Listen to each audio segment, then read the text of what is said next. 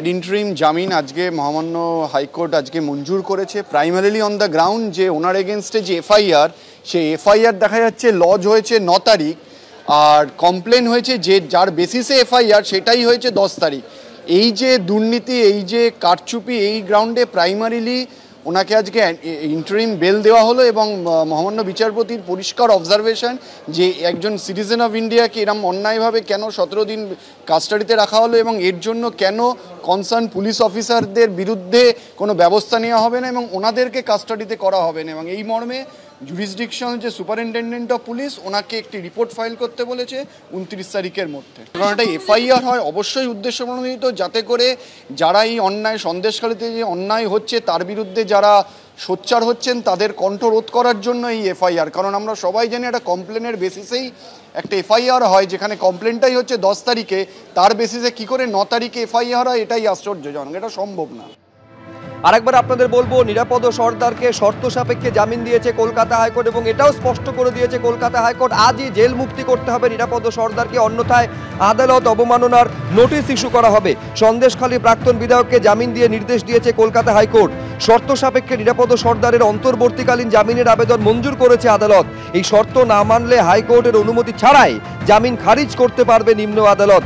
পরবর্তী নির্দেশ না দেওয়া পর্যন্ত নিম্ন আদালতে রোজ হাজিরা দিতে হবে নিরাপদ সর্দারকে নির্দেশ দিয়েছে আদালত।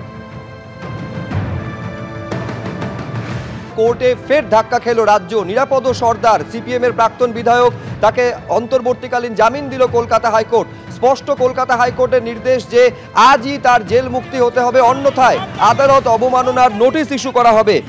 আদালতে ধাক্কা খেল রাজ্য। কলকাতা হাইকোর্ট স্পষ্ট জানাচ্ছে যে সিপিএম বিধায়ককে আজই জেল থেকে ছাড়তে হবে, অন্যথায় আদালত অবমাননার নোটিশ জারি করা হবে। সন্দেশখালী প্রাক্তন বিধায়ককে জামিন দিয়ে নির্দেশ দিয়েছে আদালত। শর্ত সাপেক্ষে নিরাপদ সর্দারের অন্তর্বর্তীকালীন জামিন মঞ্জুর করেছে আদালত। এই শর্ত না মানলে হাইকোর্টের অনুমতি ছাড়াই জামিন খারিজ করতে পারবে নিম্ন আদালত। পরবর্তী নির্দেশ না দেওয়া পর্যন্ত নিম্ন আদালতে রোজ হাজিরা দিতে হবে নিরাপদ সর্দারকে, এই মর্মে নির্দেশ দিয়েছে কলকাতা হাইকোর্ট।